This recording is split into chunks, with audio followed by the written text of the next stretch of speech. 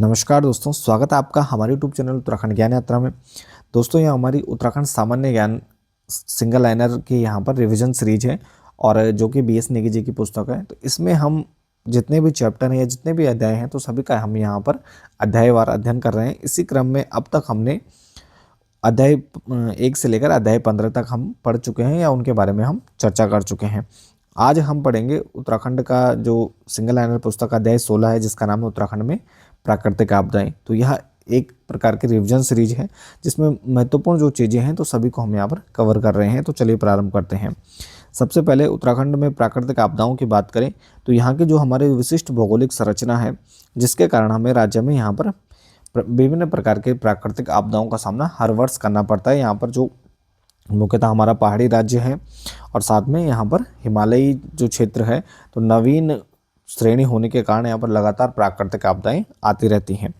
और इसमें प्राकृतिक शक्तियों द्वारा घटित होने वाले जो प्राकृतिक आपदाएं हैं, जिन्हें दैवीय आपदा भी कहते हैं, तो इसके स्वरूप क्या क्या हैं? बाढ़, तूफान, सूखा, भूकंप, भूस्खलन, महामारी आदि विभिन्न प्रकार के जो यहाँ पर आपदाएं हैं वह देखने को मिलती हैं। साथ ही बरसात के मौसम में विशेष क्षेत्रों में यहाँ पर अधिक वर्षा होती है। इससे क्या होती है? अतिवृष्टि या बादल फटना कहते हैं। तो राज्य में यहाँ पर जो सबसे बड़ी त्रासदी अब तक हमें देखने को मिली है तो वह केदारनाथ आपदा है, जिसका जो मुख्य कारण क्या था? बादल फटना ही था। इसके बाद उत्तराखंड के वनों में लगने वाली आग भी यहाँ पर प्राकृतिक आपदा का एक स्वरूप है। और प्राकृतिक कारणों, पत्थरों का आपसी घर्षण और साथ में मानवीय कारणों से भी कई बार क्या है, जलती माचिस की तीली या कृषकों द्वारा खेती के जो अवशेष हैं वह जलाए जाते हैं, तो जिसके कारण यहाँ पर जंगलों में आग भी देखने को मिलती है। सर्वाधिक प्राकृतिक आपदा यहाँ पर जो सबसे बड़ी आपदा है और प्रतिवर्ष यहाँ पर सर्वाधिक जो जन हानि करती है, जिससे सर्वाधिक क्षति यहाँ पर पहुँचती है, वह आपदा भूस्खलन है। इसके अलावा भूकंप संबंधी जागरूकता के लिए यहाँ पर डांडी कांठों की गोदमा फिल्म यहाँ पर बनाई गई है। तो यहाँ पर महत्वपूर्ण 2-4 चीज़ें हैं। एक तो क्या है, यहाँ पर हमें प्रतिवर्ष विभिन्न हमारे जो उत्तराखंड की भौगोलिक संरचना है तो उसके कारण यहाँ पर प्राकृतिक आपदा का सामना करना पड़ता है। प्रमुख यहाँ पर क्या है?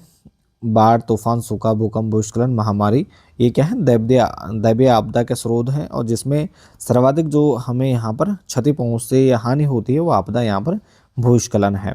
और डांडी काठी की गोद में क्या है? जागरूकता संबंधी यहाँ पर फिल्म बनाई गई है।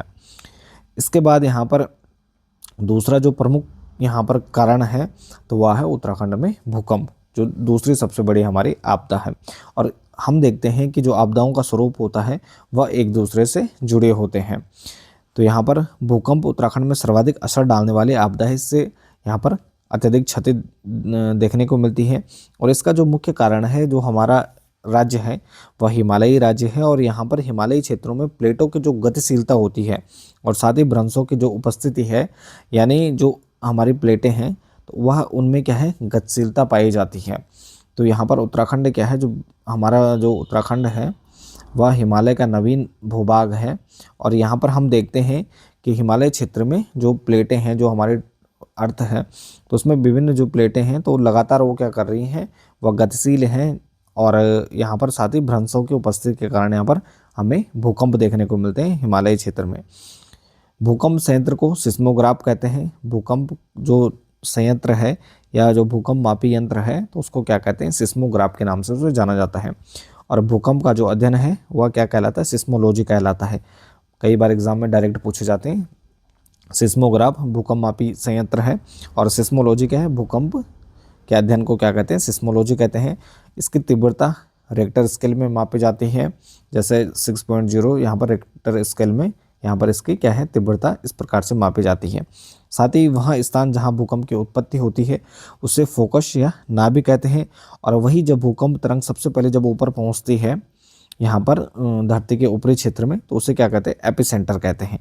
तो यह भी कई बार एग्जाम में पूछा जा चुका है।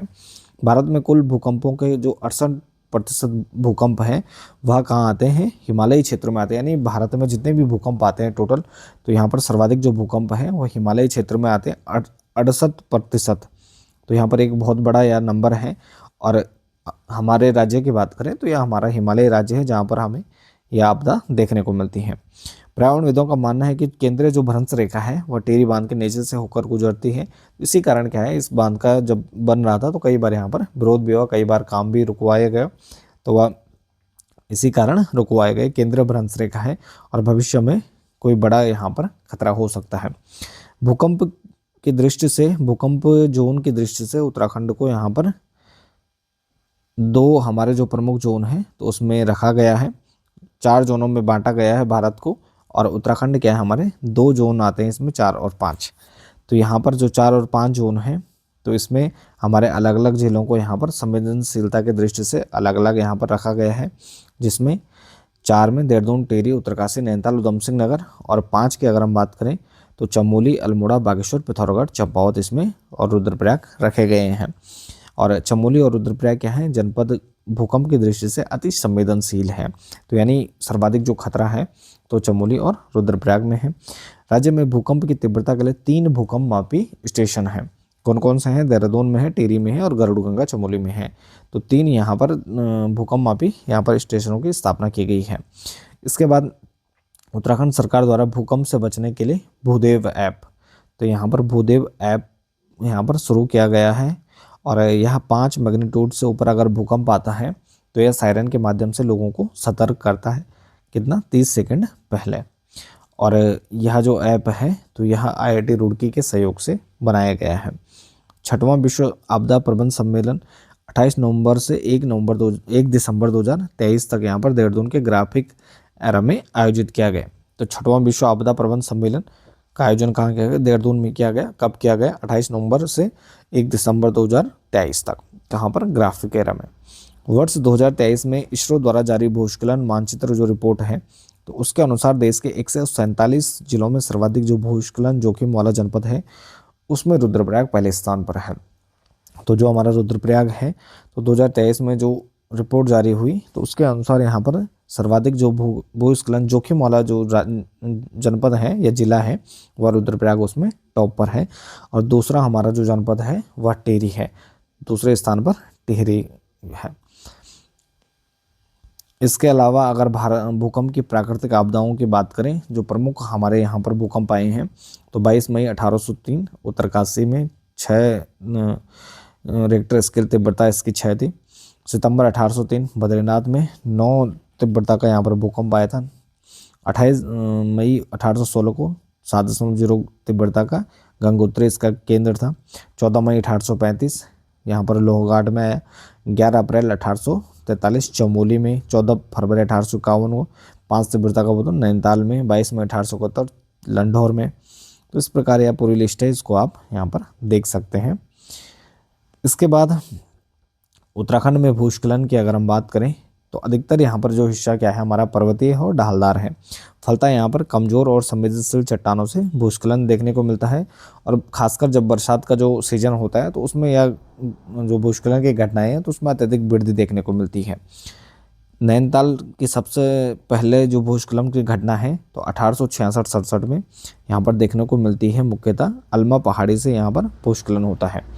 इसके अलावा बिरही गंगा भूस्खलन 6 सितंबर 1893, बिरही गंगा में भूस्खलन होता है 1893 में। और इससे जब यह भूस्खलन होता है तो बिरही गंगा पर क्या होता है, यहाँ पर भूस्खलन के कारण वह बंद हो जाता है और एक झील का यहाँ से निर्माण होता है जिसे गौना झील या दुर्मी ताल के नाम से जाना जाता है।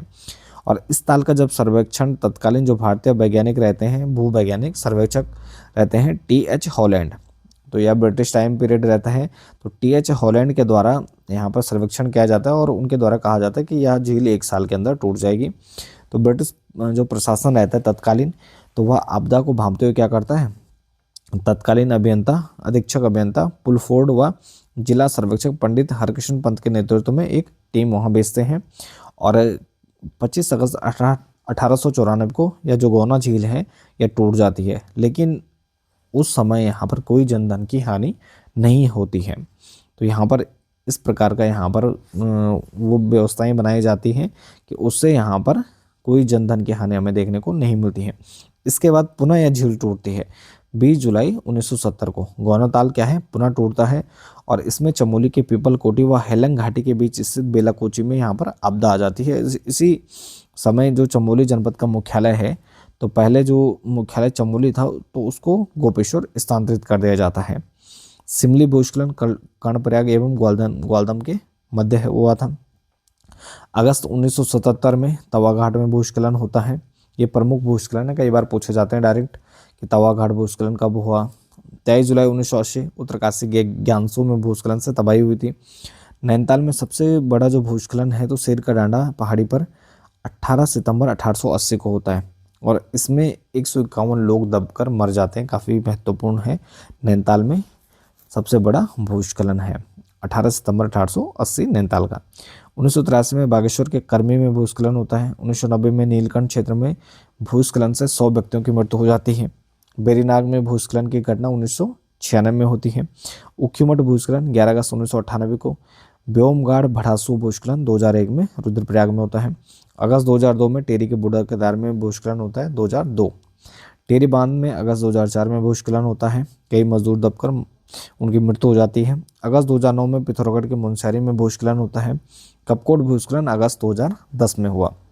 इसके अलावा मालपा भूस्खलन पिथौरागढ़, तो मालपा जो भूस्खलन है 18 अगस्त 1998 को होता है। 18 अगस्त 1998 कई बार एग्जाम में आ भी चुका है। इसमें भूस्खलन में जो राहत अभियान था या बचाव अभियान था उसका नाम ऑपरेशन ब्लू एंजल था। तो ऑपरेशन ब्लू एंजल चलाया गया इसमें। और मालपा भूस्खलन में भारतीय जो प्रसिद्ध नृत्यांगना थी प्रोतिमा गौरवेदी, तो इनका इसमें निधन हो जाता है इस भूस्खलन में। कुंवारी गांव भूस्खलन बागेश्वर चमोली सीमा पर है। 13 जून 2013 को यहाँ पर बड़ा भूस्खलन होता है और इस भूस्खलन से कुंवारी झील है पिंडर घाटी में, तो इसका निर्माण यहाँ पर होता है। आपदा रोकथाम एवं न्यूनीकरण, तो रुद्रप्रयाग में 31 जुलाई 2024 को अतिवृष्टि के कारण केदारनाथ धाम के मार्गों पर कई जगहों में भूस्खलन की घटनाएं देखने को मिलती हैं। 27 जुलाई 2024 को यहाँ पर घनसाली तहसील के अंतर्गत तोली जो गांव है, तो यहाँ पर भूस्खलन की घटना घटित होती है। राष्ट्रीय आपदा प्रबंधन प्राधिकरण भारत सरकार ने उत्तराखंड में 13 जो संवेदनशील हिमनद हैं, तो उन झीलों की पहचान की है, जिसमें 5 झीलों को उच्च जोखिम वाली श्रेणी में रखा गया है। और साथ ही USDA Uttarakhand state disaster management authority, तो इनके द्वारा प्रथम चरण में 15 से 22 अक्टूबर 2024 तक चमोली के वसुंधरा ताल का क्या है स्थलीय सर्वेक्षण यहाँ पर किया गया है। ठीक है जी। इसके बाद आपदा प्रबंधन एवं पुनर्वास विभाग उत्तराखंड सरकार द्वारा बलिया नाला भूस्खलन नैनीताल, ग्वाल गांव भूस्खलन धारचूला पिथौरागढ़ में, ग्लोगी भूस्खलन मसूरी मार्ग हल्दा पानी भूस्खलन चमोली में, और बगुड़ा नगर कर्णप्रयाग सर्वेक्षण ग्लोगी पावर हाउस देहरादून में अप्रोच मार्ग पर भूस्खलन से संबंधित जो सुरक्षात्मक कार्य हैं वह किए जा रहे हैं। हाल ही में भूदशाओं से प्रभावित जोशीमठ या ज्योतिर्मठ शहर के पुनर्निर्माण एवं पुनर्स्थापना हेतु भारत सरकार के द्वारा क्या है 1658 करोड़ की केंद्रीय सहायता प्रदान की गई है। तो अभी हाल ही में कुछ समय पहले यहाँ पर जोशीमठ के धंसने की बात सामने आ रही थी, तो इसके पुनर्निर्माण के लिए क्या है यहाँ पर 1658 करोड़ यहाँ पर केंद्र सरकार के द्वारा रिलीज किए गए हैं। इसके बाद सिलिक्यारा सुरंग में भूस्खलन। सिलिक्यारा टनल की कुल लंबाई कितनी है 4.531 किलोमीटर है। निर्माण कार्य जुलाई 2018 में शुरू होता है। सुरंग का जो महत्व है तो यह गंगोत्री और यमुनोत्री जो यहाँ पर मार्ग हैं तो उनको जोड़ने वाला यह महत्वपूर्ण मार्ग है। सुरंग NH 134 पर यह बनी है और सिलिक्यारा सुरंग पर आधारित पुस्तक वो 17 दिन के लेखक कौन है? राजीव रंजन सिंह है। वो 17 दिन। द प्रॉमिस ऑस्ट्रेलियाई सुरंग विशेषज्ञ अर्नोल्ड डिक्स यहाँ पर क्या करते हैं, उनके द्वारा लिखित जो पुस्तक है ऑपरेशन जिंदगी के नाम से प्रसिद्ध सिलिक्यारा सुरंग रेस्क्यू मिशन पर यह आधारित है। ऑपरेशन जिंदगी और operation Silkyara the 17 days rescue mission, तो इस पुस्तक के लेखक कौन है? शरद कुमार त्रिपाठी है, जो यहाँ पर जो सिलिक्यारा टनल है तो यहाँ पर जब मजदूरों को यहाँ पर 17 दिन बाद निकाला जाता है, जो 17 दिन का यह मिशन है तो इस पर आधारित है। द ट्रम्प ऑफ सिलिक्यारा, तो इसके पुस्तक के लेखक कौन है? प्रोफेसर दुर्गेश पंत है। The triumph of Silkyara. Yamunotri highway पर निर्माणाधीन सिलिक्यारा में यहाँ पर सुरंग में भूस्खलन हो जाता है, जिसमें 12 नवंबर 2023 को, और इसमें 41 मजदूर फंस जाते हैं और जिनको 17 दिनों तक लगातार रेस्क्यू ऑपरेशन चलाया जाता है और उसके बाद यहाँ पर उनको बाहर निकाला जाता है। तो इसे ऑपरेशन सिलिक्यारा जो चलाया जाता है तो इसमें बचाव कार्य के लिए अंतर्राष्ट्रीय विशेषज्ञों की भी मदद ली जाती है, जिसमें ऑस्ट्रेलिया मूल के सुरंग विशेषज्ञ रहते हैं प्रोफेसर अर्नोल्ड डिक्स, तो उनके द्वारा यहाँ पर उनको बुलाया जाता है और उसके बाद यहाँ पर 41 मजदूरों को निकाला जाता है। फरवरी 2018 में केंद्रीय मंत्रिमंडल ने इस सुरंग के निर्माण को मंजूरी दी थी और साथ ही इस सिलिक्यारा बैंड बड़कोट सुरंग यहाँ पर इसको नाम दिया गया है। निर्माण करने वाली कंपनी का नाम क्या था, नवयुग इंजीनियरिंग कंपनी लिमिटेड है। और सिलक्यार सुरंग जांच कमेटी के अध्यक्ष यहाँ पर डॉक्टर शांतनु सरकार को बनाया गया था। राज्य में बाढ़ की बात करें तो 14 सितंबर 1951 में सतपुली में यहाँ पर पूर्वी नयार नदी पर बाढ़ के कारण काफ़ी जनधन की हानि होती है। 14 सितंबर 1951 में पूर्वी नयार। 8 सितंबर 1967 में नानक सागर बांध टूटने के कारण यहाँ पर 80 लोगों की मृत्यु हो जाती है। 8 सितंबर 1967। 2012 में उत्तरकाशी के अशी गंगा में बाढ़ के कारण क्या है, काफ़ी जनधन की हानि होती है। ध्वनि प्रदूषण मापन केंद्र, तो 4 जनपदों में यहाँ पर ध्वनि प्रदूषण मापन केंद्र और वायु गुणवत्ता मापन केंद्र की स्थापना की गई है। चारों क्या है, हमारे जो मुख्यतः डेवलप जिले हैं, जहाँ पर हरिद्वार, नैनीताल, उधम सिंह नगर और देहरादून। इसी प्रकार से यहाँ पर हरिद्वार, नैनीताल, देहरादून, उधम सिंह नगर में क्या है, वायु गुणवत्ता मापन और ध्वनि प्रदूषण मापन केंद्रों की स्थापना की गई है। इसके बाद हमारी प्रसिद्ध जो यहाँ पर उत्तराखंड में प्रमुख आपदा है, अब तक की सबसे बड़ी आपदा, सबसे बड़ी त्रासदी केदारनाथ आपदा 2013। तो 16-17 जून 2013 को ये आपदा आती है। चौराबाड़ी ग्लेशियर के ऊपर परत टूटने से जो गांधी सरोवर था या चौराबाड़ी ताल था, तो उसमें यहाँ पर मंदाकिनी नदी का प्रवाह बढ़ जाता है और इसमें यहाँ पर मंदाकिनी नदी में बाढ़ आ जाती है। केदारनाथ आपदा के राहत के लिए भारतीय थल सेना के द्वारा 17 जून से 2 जुलाई तक ऑपरेशन सूर्य होप चलाया जाता है और साथ ही भारतीय वायुसेना द्वारा ऑपरेशन राहत चलाया जाता है। इसमें मंदाकिनी नदी की लंबाई 5 किलोमीटर बढ़ जाती है। और साथ ही 16-17 जून 2013 को जो ये आपदा आई थी, तो सीबीएसई बोर्ड के द्वारा इसे disaster in Uttarakhand rain of terror के नाम से पाठ्यक्रम में सम्मिलित किया गया है।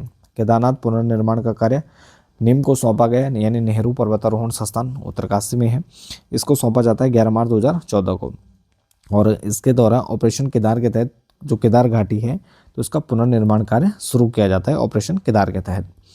उत्तराखंड में हिमस्खलन की बात करें तो 7 फरवरी 2021 को यहाँ पर चमोली की नीति घाटी में क्या है, ग्लेशियर टूटता है और धौलीगंगा की सहायक नदी ऋषि गंगा में यहाँ पर बाढ़ आ जाती है और बढ़ते जल स्तर के कारण पश्चिमी धौलीगंगा में बाढ़ की स्थिति जैसी बन जाती है। और अक्टूबर 2022 में उत्तरकाशी के द्रौपदी के डांडा 2 में यहाँ पर हिमस्खलन होता है, जिसमें जो 29 यहाँ पर पर्वतारोही रहते हैं, प्रशिक्षण के दौरान उनकी मृत्यु हो जाती है। और इसमें उत्तरकाशी की एवरेस्ट विजेता सविता कांसवाल भी थी। इसके बाद glacier lake outburst flood GLOF, तो ग्लेशियर को तेज़ी से पिघलने के कारण जो हिमनद है, तो वह झील असंतुलित हो जाती है, जिससे अचानक नदियों के जल प्रवाह में वृद्धि हो जाती है। और फरवरी 2021 में भी इसी प्रकार की घटना हुई, जिसमें नीति घाटी की जो ऋषि गंगा है फर्स्ट, तो इसमें जलवृद्धि का कारण भी यही था, जिससे बाढ़ यहाँ पर जो ऋषि गंगा है इसमें बाढ़ आ जाती है। इसके बाद उत्तराखंड में आपदा प्रबंधन की हम बात करें तो उत्तराखंड में आपदा प्रबंधन 2005 को जनवरी 2006 में लागू किया गया भारत में। और आपदा प्रबंधन मंत्रालय का गठन करने वाला देश का प्रथम राज्य क्या है, उत्तराखंड है। तो यह मंत्रालय में विभाग होगा। तो उत्तराखंड यहाँ पर जनवरी 2006 में पूरे भारत में आपदा प्रबंधन जो अधिनियम है लागू किया जाता है। इसी क्रम में आपदा प्रबंधन विभाग का गठन करने वाला देश का प्रथम राज्य कौन है, उत्तराखंड है। और आपदा प्रबंधन प्राधिकरण का अध्यक्ष कौन होता है, प्रधानमंत्री राष्ट्रीय स्तर पर। और जबकि राज्य का जो आपदा प्रबंधन प्राधिकरण है, तो उसका अध्यक्ष मुख्यमंत्री होता है। तो उत्तराखंड सरकार ने क्या किया, राज्य सरकार ने ऑस्ट्रेलिया मॉडल पर यहाँ पर आपदाओं से निपटने के लिए आपदा प्रबंधन विभाग और आपदा प्रबंधन मंत्री की अध्यक्षता में राज्य स्तर पर आपदा प्रबंधन एवं न्यूनीकरण केंद्र व राज्य आपदा प्राधिकरण का यहाँ पर गठन किया है। किसके मॉडल पर, ऑस्ट्रेलियाई मॉडल पर। और साथ ही आपदा प्रबंधन के संदर्भ में शमन एक शब्द होता है, जिसका तात्पर्य क्या होता है शमन का, कि आपदा के प्रभाव एवं संवेदनशीलता को कम करना, तो यह शमन कहलाता है। राज्य स्तर पर आपदा प्रबंधन के लिए आपातकालीन नंबर यानी इमरजेंसी नंबर है 1070। राज्य स्तर के स्टेट की बात करें, उत्तराखंड की बात करें, और राज्य के जनपदों की अगर हम जिलों की बात करें तो 1077 क्या है, यहाँ पर डिस्ट्रिक्ट स्तर पर यहाँ पर इमरजेंसी नंबर दिए गए हैं। जुलाई 2013 से राज्य सरकार जो नदी तट हैं, तो इन पर 200 मीटर तक के निर्माण कार्य, यानी नदी के आसपास जो 200 मीटर का एरिया है, तो यहाँ पर निर्माण कार्य पर रोक लगाई गई है। और 9 अक्टूबर 2013 को राज्य में एनडीआरएफ की तर्ज पर, यानी जो एनडीआरएफ है, नेशनल डिजास्टर रिस्पांस फोर्स है, तो इसी की तर्ज पर क्या किया गया, 9 अक्टूबर 2013 को राज्य में एसडीआरएफ का गठन किया जाता है, स्टेट डिजास्टर यहाँ पर रिस्पांस फोर्स का गठन किया जाता है। और भारत सरकार ने एनडीआरएफ की स्थापना 19 जनवरी 2006 में की थी। ठीक है जी। जन जागरूकता के लिए आपदा प्रबंधन नामक एक पत्रिका निकाली जाती है जो कि 3 माह में एक बार आती है, त्रैमासिक पत्रिका है। और प्रत्येक जिलाधिकारी को आपदा प्रबंधन कोष के लिए 50 लाख रुपए की धनराशि यहाँ पर प्रदान की जाती है।